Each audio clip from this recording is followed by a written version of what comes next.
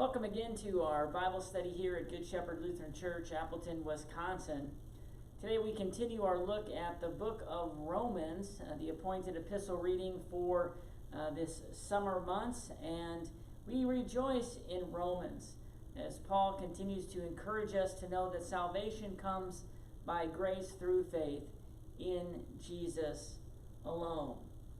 So let's begin with a prayer. I chose a prayer for teachers today as we think about school approaching and really the new challenges that schools are still facing because of COVID-19, and how parents and teachers and students alike are trying to do what is best for the overall education of their child or student.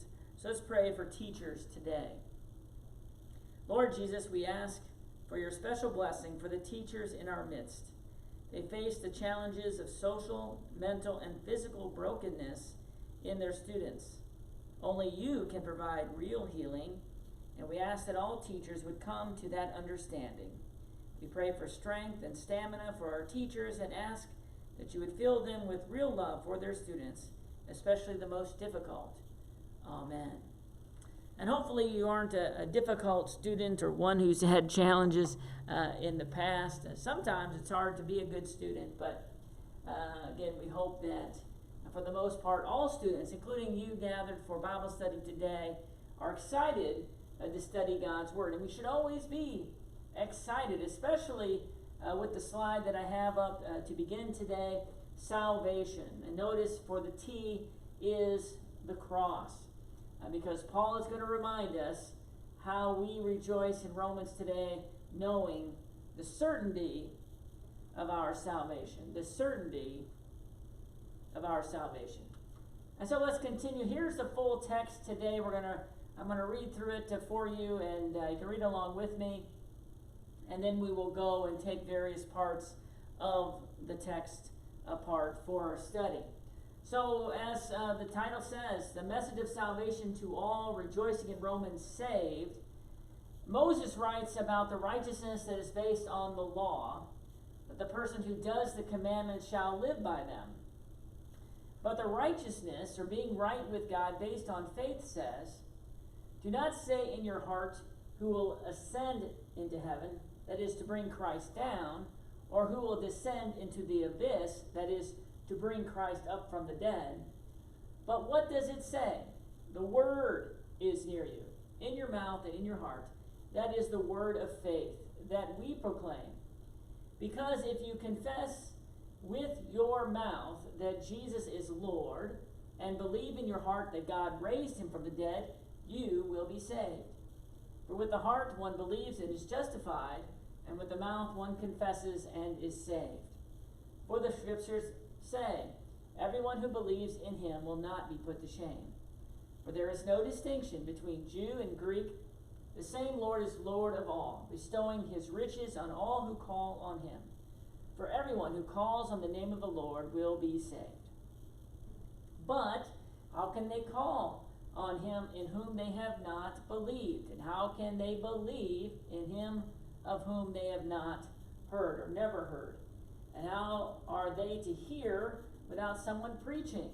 And how are they to preach unless they are sent? As it is written, how beautiful are the feet of those who preach the good news. But they have not all obeyed the gospel, for Isaiah says, Lord, who has believed what he has heard from us? So faith comes from hearing, and hearing through the word of Christ. Through the word of Christ. All right, well, let's take a look at these passages one by one and for our Bible study. Romans 10:8. But what does it say? The word is near you, in your heart, in your mouth and in your heart. That is the word of faith that we proclaim. Because if you confess with your mouth that Jesus is Lord and believe in your heart that God raised him from the dead, you will be saved. Now, I highlighted here some key words in this part of Scripture for us. Faith, confess, believe, you will be saved. So Paul again is reminding us that salvation comes by faith. not because of your identity as a child of Israel, not because of your works, as Paul stressed at the beginning of the text, that the law is of no use when it comes to being saved, because no one is righteous, no one is right with God by doing those things.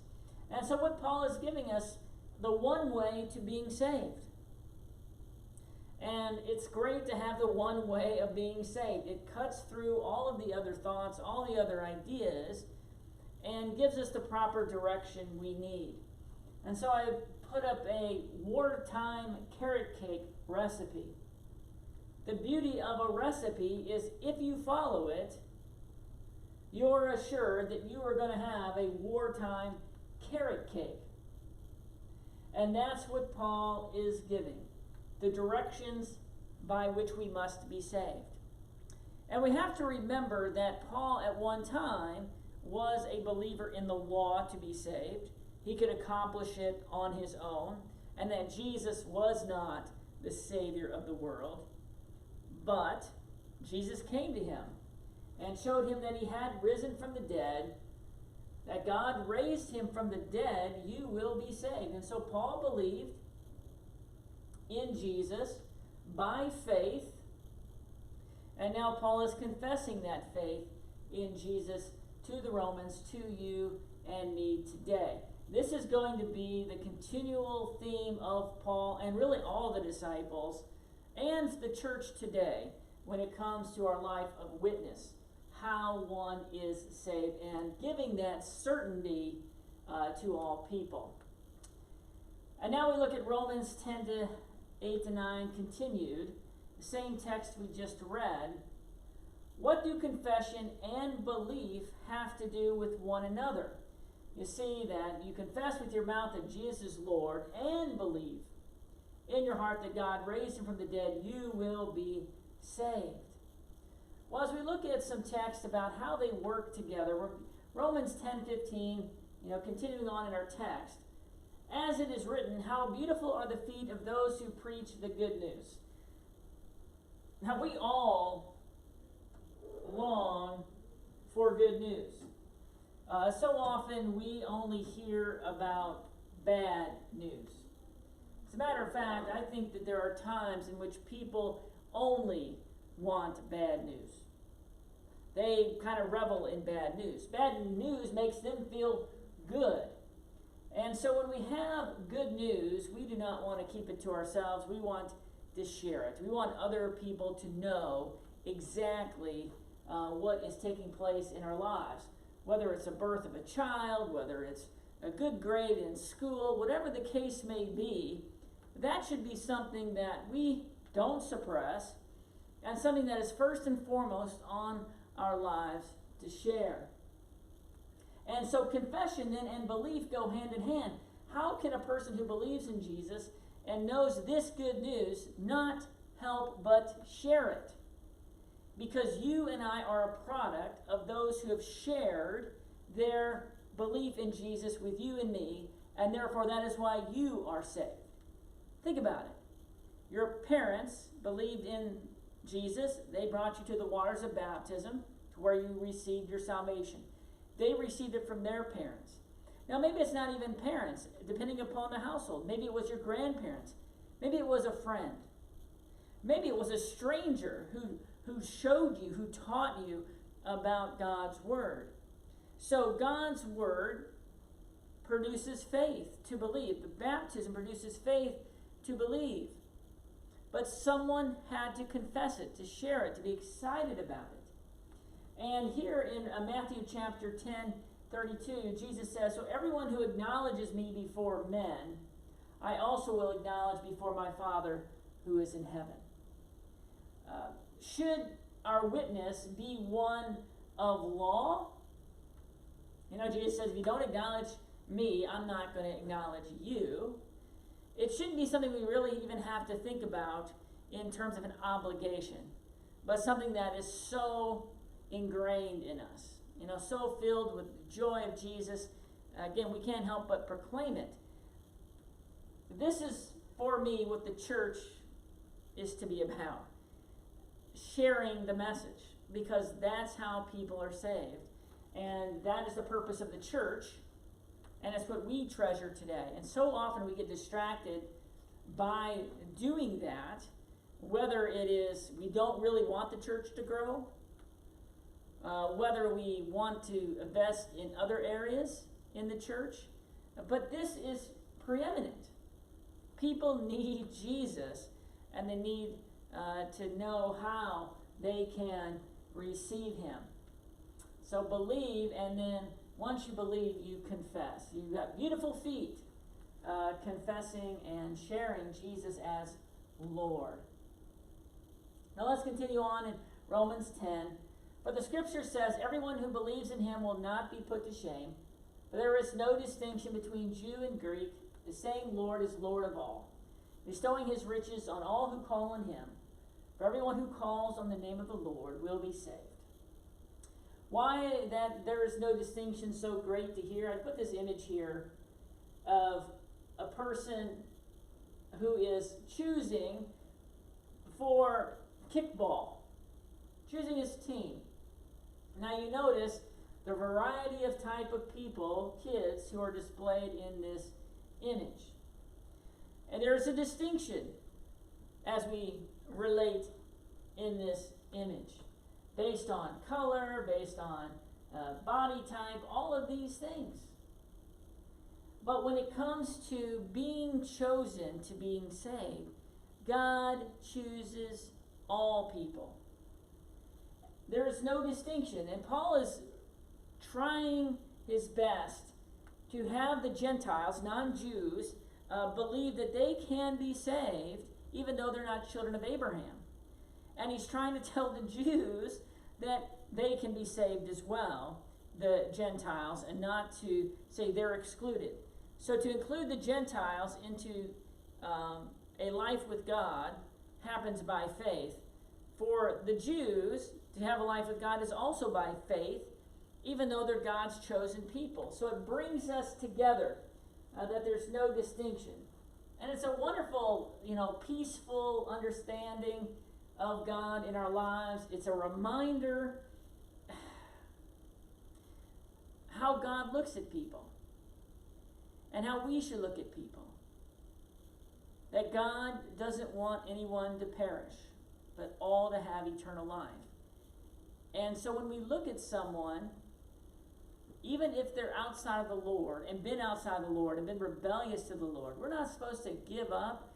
We're not supposed to say, well, I guess they're just gone forever.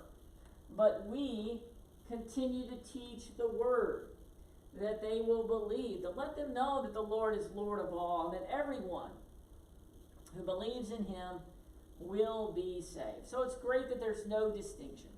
God invites, calls all to himself. Well, let's continue then. But how are they to call on him in whom they have not believed? And how are they to believe in him whom they have never heard? And how are they to hear without someone preaching? And how are they to preach unless they are sent? As it is written, how beautiful are the feet of those who preach the good news. But they have not all obeyed the gospel. For Isaiah says, Lord, who has believed what he has heard from us? So faith comes from hearing through the word of Christ. What is the mission of the church? Faith comes from hearing the word.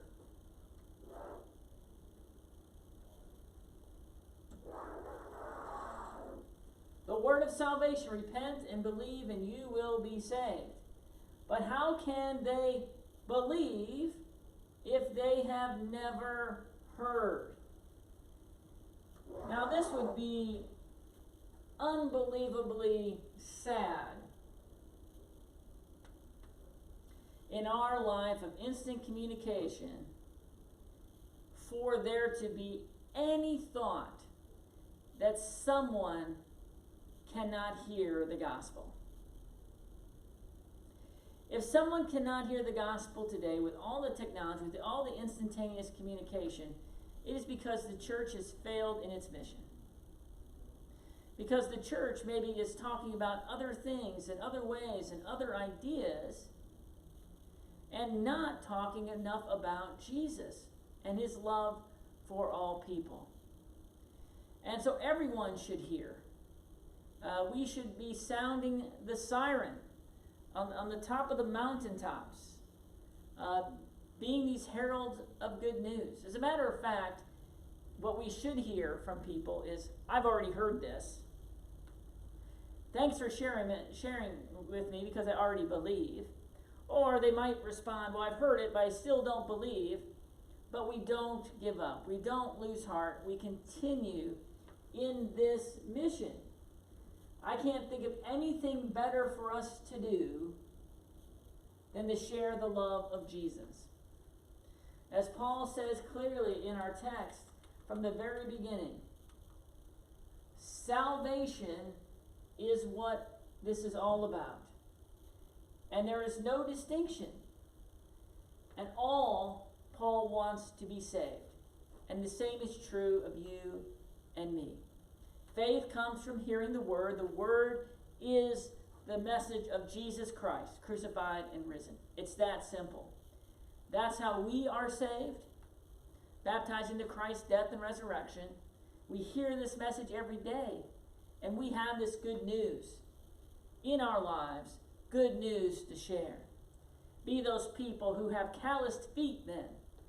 You know, people who are actively going out and sharing the good news. Throughout this time of crisis and going through these challenging times, I've been very impressed with some of our members who have said, I need to do something. I need to share this hope. So they're wearing t-shirts that talk about Jesus. They're wearing the cross. They're going out in the best way that they can to say the church cares, God cares, and he is with you. So thanks again for joining me today. We rejoice in Romans. We rejoice in Paul's passion for all people and the message of Jesus Christ, crucified and risen from the dead. God bless your day, and I look forward to continuing this Bible study with you.